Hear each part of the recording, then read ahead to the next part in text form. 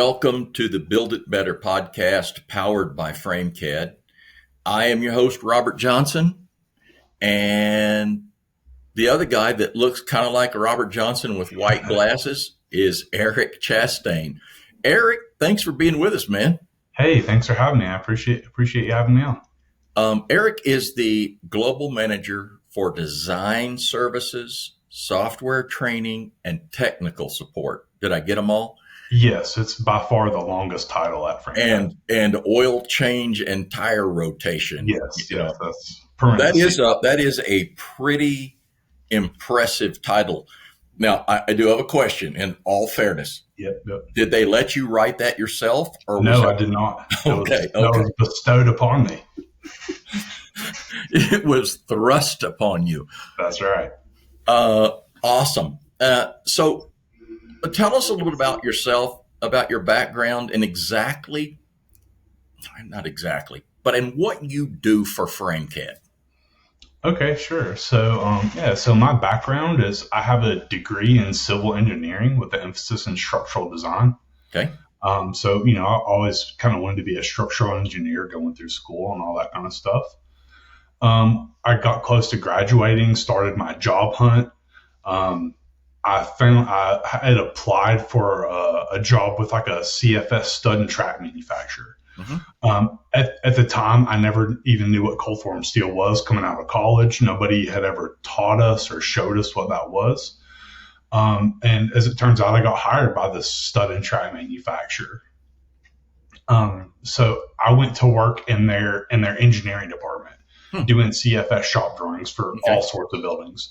Okay. So I would design out the metal studs, tell them what size gauge spacing to use, design and detail all the connections, draft up all the details, things like that. It was a traditional. Traditional stud and track. Traditional, cut to length, 10-foot tracks. You go out there in the field and frame everything. Yeah. Worked in that industry for roughly 18 years between a couple of companies doing the same thing. As I moved up, I did a lot of project management, got into, dealing with the pricing, the quoting, not as much of the engineering detailing. And then I found Framecad, or I should say Framecad found me actually. Sure. So then I started with Framecad so here we kind of are. With that. Yeah. Now you must have started in the business when you were about 7 years old, because you don't look old enough to have 18 years in the business. That's really amazing to me. So how was it for you to go from traditional thinking to now? During your 18 years, did you know anything about panelization? No, about roll forming? I knew about the traditional style of panelization, right? Where people have the big jig machines and they do the cut compression tables and they jam it all together and weld it or screw it. Mm-hmm. That I was familiar with, and it made sense because of my background with the traditional stud and track framing. And then when I came to Framecad, it was like a light switch. It was like, I cannot believe nobody has ever thought of this before. Right. The tooling, the dimples, the cut to length studs, everything precision. It was a real eye opener for me, honestly.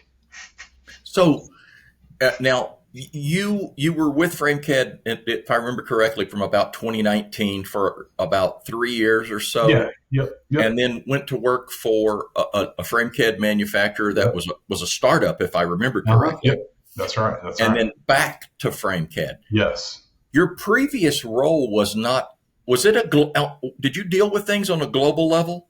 Not as much. I was more doing, the tech support software training for mostly the Americas. Okay. North America. Framecad being a global company, sure, I got pulled into things here or there, but no, it was mostly like regional US. Okay. So that sets up where I was wanting to go with this. And something you said made me think about this, about, why has nobody thought about this? Why? Yeah. I still get that from people today. Yeah. How come this hasn't been done before? So as you know, Framecad's been around for 35, Yep. 36 years or Yeah. whatever it is. Now seeing it from, and maybe dealing with it on clearly on a more global level that you do Uh-huh. now, it really is a much bigger deal everywhere else in the world but here. Except here. Yes, you're 100% right on that. Yeah. It's when you go to other places in the world, they don't do other kinds of metal framing. It's all precision done tooled metal framing. And here in the US, they still treat metal framing like wood, to be honest with you. Yeah. It's It's just all a different stick-framed. material, but Yep. all the process means and methods are the same thing as Yep. It's basically all with, stick framed. You have, you yeah, know, it boggles I'm a very proud American. yes. And I have lived under the pretense that, man, America leads and Yeah. America in technology and man, Uh-huh. we're early adopters. Yes. And when I got introduced into this, shortly after you got involved with Framecad, Mhm. I was that same way. I was that, Yeah. oh man, this is a game changer. This is going to Yeah. change the world. And man, is it ever tough to get people to understand and comprehend just how game changing this actually can be. Oh, certainly. 100%.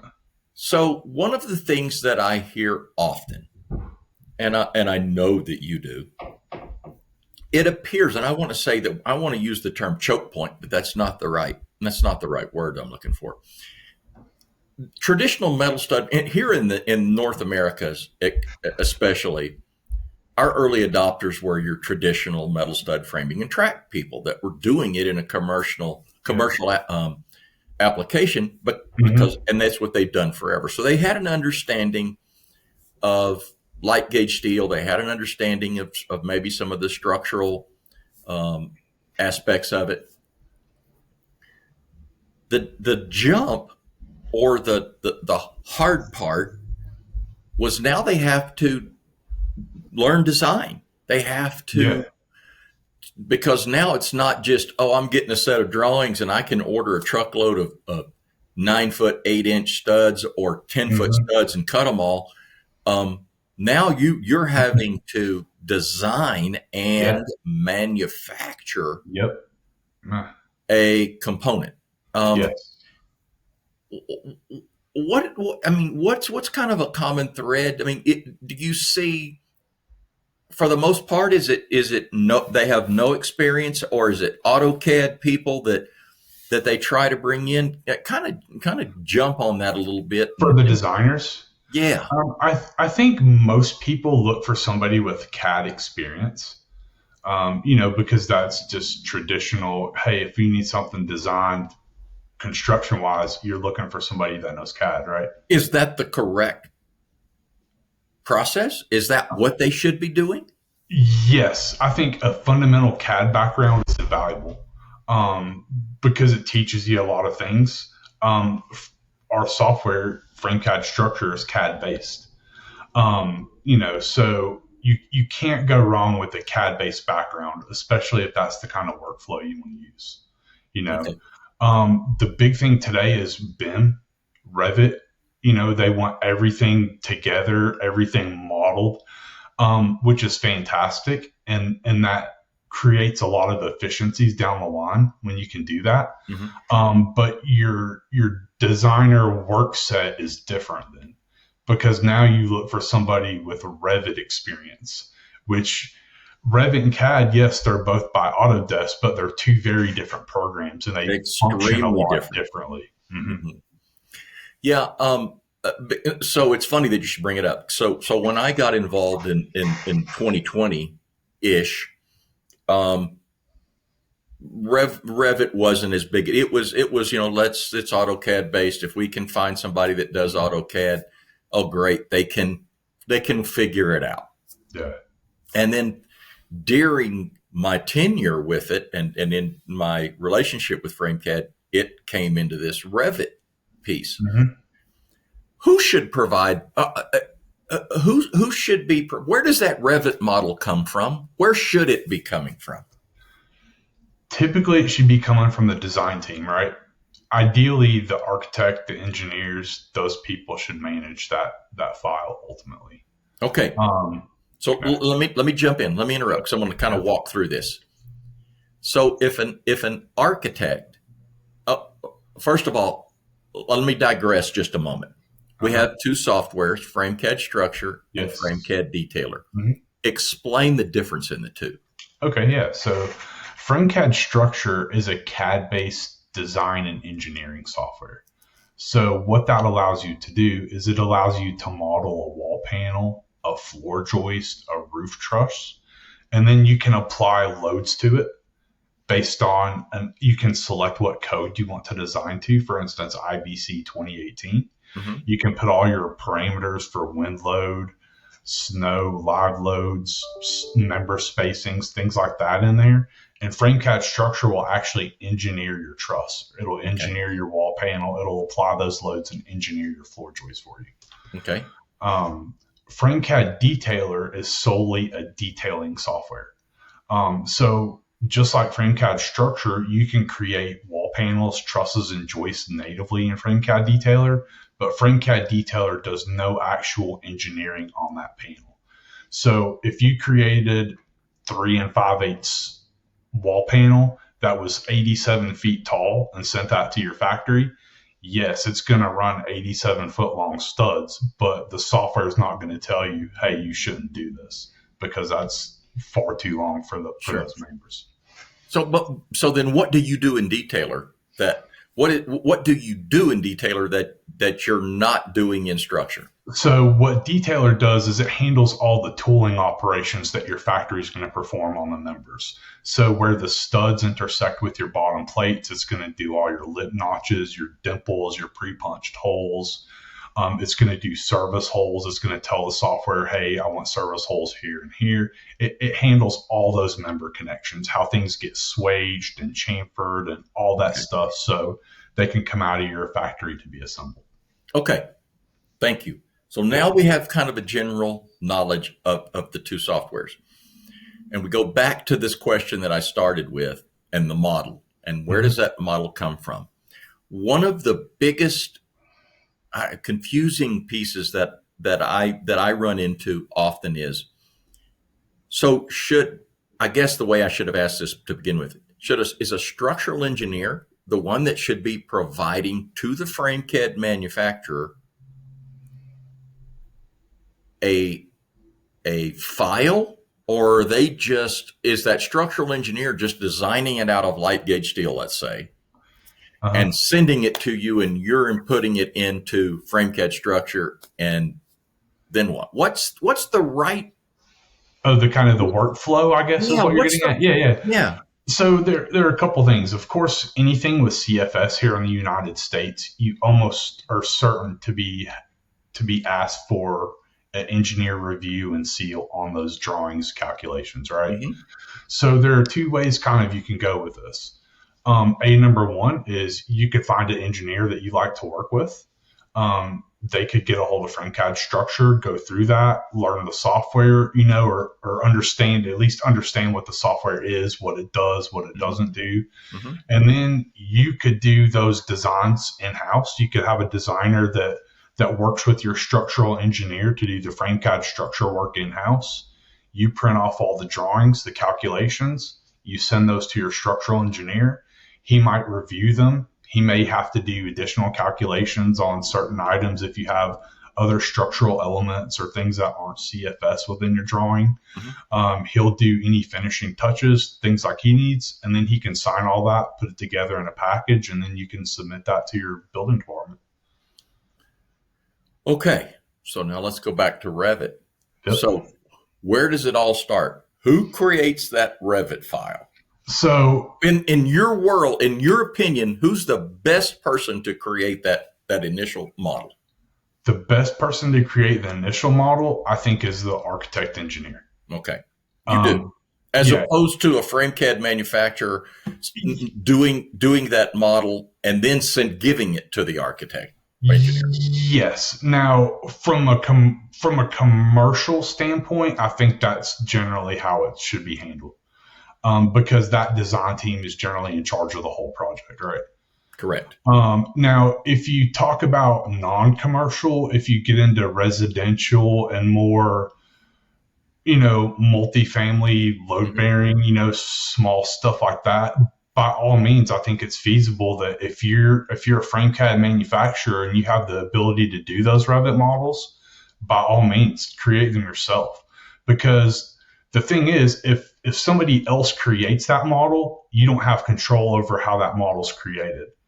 Which what if it could be, I mean, I guess which is that's horrible. I mean, so load bearing wall systems, plumbing, all that kind of stuff. If that's all not done, and even it comes down to how the software deals with items in the model, how the wall panels are modeled depends on how they get exported. So if you're not doing that, then a lot of times what that means is they create that model and give it to you. Well, then you might have to go through and do a bunch of work anyway to get it to a state where you can use it, right? Yeah. So in that sense, I hear a lot. I hear it. Yeah. And in that sense, it would definitely be better for the Framecad user themselves to create their own models if they have that ability. Yeah, right or wrong, what I have always thought, and what I have tried to do when I was with a manufacturer was I tried to tell an architect, because the biggest win is for your Framecad manufacturer to be involved very early in the process. Yes, 100%. As part of the design team, actually. Yes, exactly. And so I've always been a firm believer that I want the architect to provide me as a manufacturer. Just give me a floor plan, give me some elevations. Yeah. Let me put the model together. Yep. I'll send it back to you. You fire it out to all your MEP consultants, and you go from there. Yeah. But I don't work in that enough to know if I'm making a big mistake by saying that or telling that to people.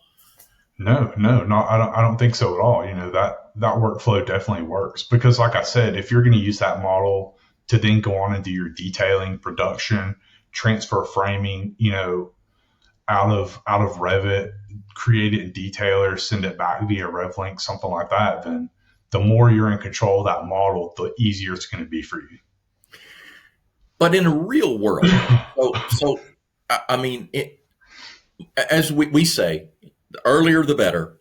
But we both know that doesn't happen very often. Yes, that's true. So typically, by the time a Framecad manufacturer gets involved, many times plans are done. I mean, it's they've gone out and they've designed the building in light gauge steel. Yep.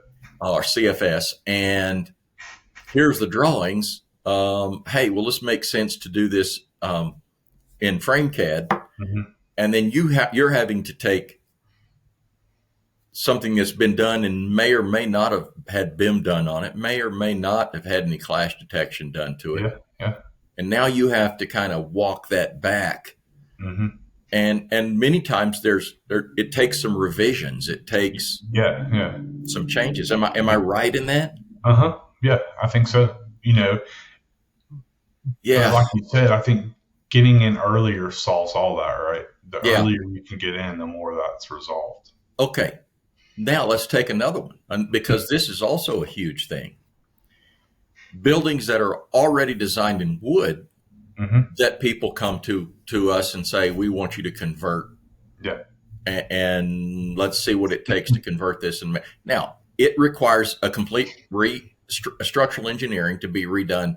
Yes. The engineering would have to be fully redone. Yeah. But again, I guess for us in the early days, now this is hopefully this is going to become less of a problem, but most of those that are done in wood, obviously all of those are designed with 3.5 inch and 5.5 inch components. Yeah.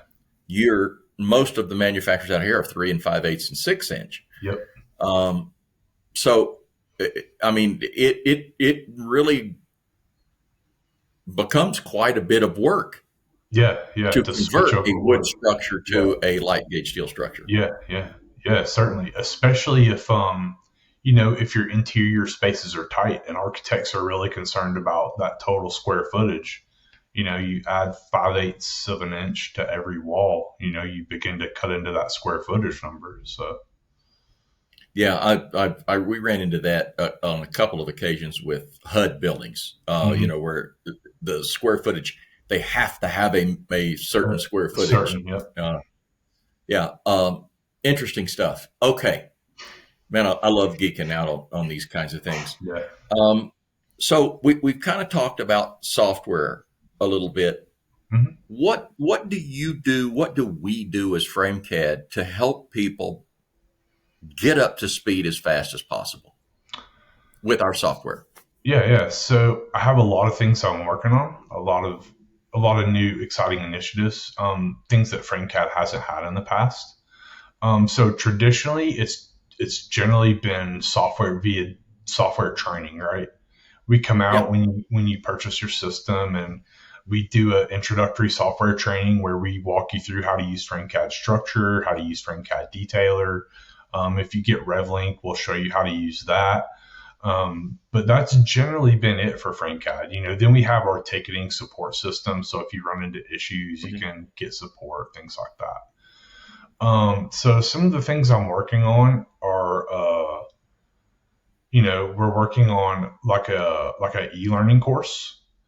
Because as you know, there's certainly a bit of time from when you place a machine order to when you get that machine, right? And Mhm. in my experience here at FrameCAD before doing software trainings is, a lot of times, customers have purchased this machine and they have a totally new business that they're trying to get legs under and get running. And sometimes some of the things like your detailer or who that person is might have been an afterthought. Or again, you might have gotten somebody that you think can do it, but you're not really sure of their CAD proficiency and things like that. So what I found a lot of times is I spent a lot of that training time with customers teaching their people just how to draw lines or how to use AutoCAD or Yeah. basic commands, Yeah. things like that, right? So our kind of thoughts with this e-learning course is if we can knock some of those basic things out in that time gap between when you place your equipment order and when it arrives on site or when we show up to do the training, if you can go through that and get a lot of those how to copy line type questions answered and figured out, then when we show up to do your in-person training, you can begin to answer a lot of important questions. How can I be effective in the software? How can I use this software to make me faster or more productive or, things like that versus the very basic type questions, right? Mhm. So that's one of them is we want to try to maximize that time. Yeah, that's actually great. And again, thank you for bringing up the fact that it's not something that we have done Mm-hmm. historically. Um, and this is no secret, and I don't say this in any derogatory manner, but it has always been what I hear a lot is people are, I have trouble with this. I don't know how to do it. There's this, I don't, and we've never really had something like this e-learning Yes. that people could go to and get their questions answered right now, and Mm-hmm. they could see it over and over and over again if they Exactly. wanted to. Yep. Exactly. Is this going to be a paid subscription with a lot of different choices for them to use, or are they Yeah. just Yeah. We're still kind of fleshing this thing out. So it's a work in progress, but we see this as being kind of almost like an inverted funnel, right? So Mhm. you kind of start with limited options as you come into that, the basic CADs, the basic how to use structure, detailer. Yeah, But then as you move on, we intend to have a lot of courses. We could offer very advanced courses, advanced roofing courses, courses more geared toward engineers where we answer engineering type questions within the software and things like that your average users may not consider or think about much. yeah, So it's kind of that's our intent, is to, yeah. to, to have a broad range of offerings. That's quite powerful, and certainly I think can. I think is going to answer a lot of Hmm. questions and solve maybe some pain points that people Yeah. feel like they've had. You know, it's so funny. We've all met and seen those manufacturers out there that just hit the right person, and that person Hmm. can drive that software exactly the way it's meant to be driven. Yep. And then there's others that maybe just don't understand one concept or another. Yeah. Yeah. And maybe just learning that concept, seeing it, finding it, working it will be that Hmm. thing that puts them over the top. I firmly believe that's the case. Yep. And working in the software enough that you learn it. Yeah. I mean, I think is a huge one for the small or smaller manufacturer. If you're not working in it and really trying to get it, and you're trying to design something once every 3 4 months or 6 months, It's you're hard going to to. be frustrated. You're going to be frustrated for a long time. Yeah. Exactly. Exactly right. You got to put in that enough time to comfortably know how to do that stuff. um how do you handle software training globally? I mean, not everybody speaks English, right? No, that's right. So, Framecad, as you know, we're a global company. We have, I don't know the exact numbers of people from the different countries and the amount of languages that people within Framecad speak. But if you're in Brazil and need a training in Portuguese, we have somebody in New Zealand that speaks Portuguese and can do your training in Portuguese. Yeah. Or so we try to use those resources that we have in the R&D department or the technical department, that yeah, maybe they don't do training all the time, but they know the software, they could certainly do a training. And Yeah. if you need it in Portuguese, then we'll make that happen for you. Yeah. That's something that we're glad to accommodate. Yeah, and again, I think that's one of the strengths that we have at Framecad is, I was never involved, never had any previous experience working within a global organization, Mhm. and I was just amazed at all the little different nuances and things that come up Yeah. with, and being us even being on the business development side, being able to utilize that same resource on the Hmm. various people that we talked to. Maybe their second language is Mandarin or their Yeah, first language exactly. is Mandarin, and they're just having a trouble understanding. We have people that can bridge that gap. Yep, certainly, certainly. Um, okay, technical.